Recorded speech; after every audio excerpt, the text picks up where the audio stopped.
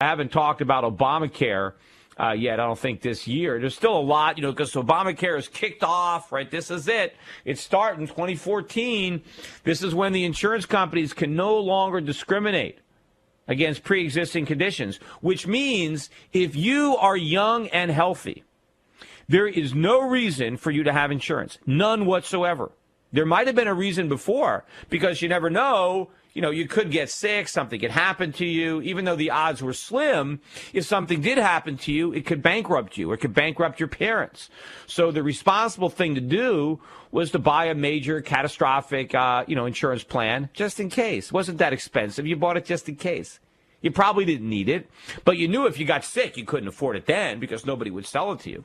But now, thanks to Obama, nobody needs to buy insurance unless you're already really sick. Then you need it. But, of course, now the insurance companies, how are they going to stay in business with that kind of business model? Right? Insurance depends on people who don't use the product buying it anyway because they know that if they ever do need it, that's too late. The pre-existing conditions is a prerequisite to insurance. Without the ability to discriminate against a pre-existing condition, insurance can't work, and it won't work, which is why they wrote into the Obamacare law these bailout provisions that say if the insurance companies lose money, which they will, the taxpayers have to make them whole, which is what's going to happen. But I got some interesting interview. This is from Morning Joe. This is, over the weekend.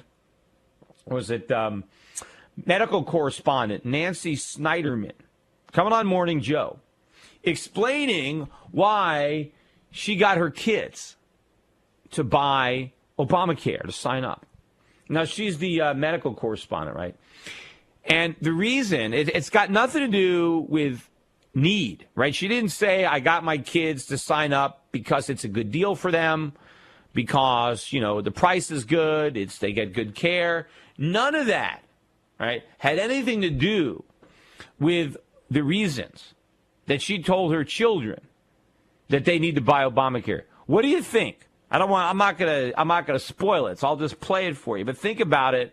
Why do you think Nancy Snyderman told her children that they needed to buy Obamacare? What was the incentive? What was the reason, the rationale for doing it? Well, I'll let her describe it in her own words. Here it is, cut number 17. Right. How do we get the young, how do we get the healthy to get healthy? That was the reason they came up with the plan. So I made my kids sign up because I just said this is your patriotic duty. The hard thing to sell to people is if you don't smoke and you don't drink and you wear your seatbelt and you're otherwise fine and you're 26, why am I paying more than someone who's 65 and not taking very good of him or herself?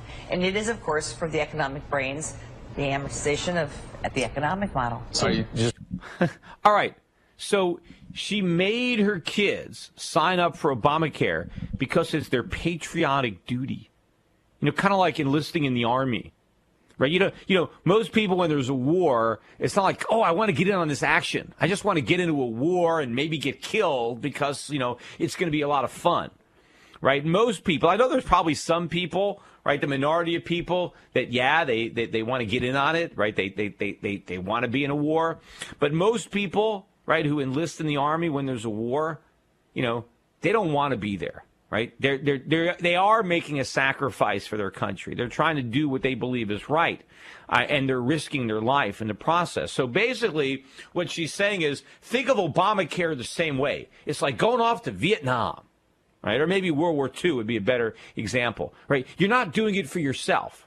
You're doing it for your country. You're taking one for the team, right? Because it's a lousy deal, right? You're not doing it for your own self-interest because it's a lousy deal for you. You don't need it. It's too expensive, but you're going to do it anyway out of your patriotic duty. Now, first of all, why is this a patriotic duty? Why is it your duty as an American citizen to overpay for health insurance? I mean, what does that do with patriotism? Why does the country need young men to sacrifice their finances, on the altar of patriotism? What is it? Well, who benefits? It's older, sicker people that benefit because they get to buy insurance for less because younger, healthy people overpay. So that's your patriotic duty. Your patriotic duty as Americans when you're young is to subsidize the health care of sick older people. That's your patriotic duty. I mean, what does that have to do with patriotism? So is that why, did they try to sell Medicare that way or Social Security? Did they try to say, well, you're doing this because you're out of patriotism, because you're helping out the old people? No, at least they tried to pretend that it was for your own good. But here, at least she comes and calls it like it is. It's a lousy deal. It's a rotten deal. But do it out of patriotism. But I wouldn't say it's patriotism because I don't see anything patriotic about it. But why don't you say, look, you're doing it. It's a charitable endeavor. Think about buying Obamacare like making a charitable donation, that you can't deduct. Right? That's what it is. You're giving money away. And in many cases, of course, you're giving it away to people who are wealthier than you are. Because there's a lot of older people. Again, she talks out, hey, what if you take care of yourself? What if you exercise and eat right? And because you do all that, you don't get sick. You should pay more so the person who's overweight and doesn't exercise and smokes cigarettes and drinks and does all kinds of drugs and who's in and out of the hospital all the time, you, out of your patriotic duty, should pay higher health care so that guy can get a break. Right? That's what you owe your fellow citizens. And by the way, I just read now, you remember when Obama was talking about how the reason we need Obamacare is so we have fewer people go into the emergency room. He was saying people were using the emergency room as their primary care because they didn't have insurance, so they didn't go to the doctor. And then when they got so sick, they just went to the emergency room. And so we all had to pay for it. And so if we only have Obamacare, then fewer people will go to the emergency room and we're going to save money. Well, guess what? Now that people have Obamacare, they're going to the emergency room even more because they know it's free.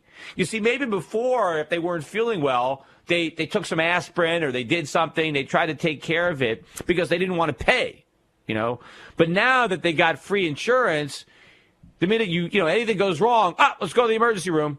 So people are going to the emergency room more now. And that's only going to get worse as the year goes by. We're going to find out that every single promise that was made with respect to Obamacare was wrong. Not only was it wrong, but the opposite will happen. So anything that Obama promised with respect to savings, see, the opposite is going to happen. Things that he said would cost less are going to cost more. And in fact, more people have had their insurance canceled since Obamacare than have enrolled in the plan. So now we have fewer people with insurance, and insurance is more expensive. Health care is more expensive. It's all the opposite of what they said.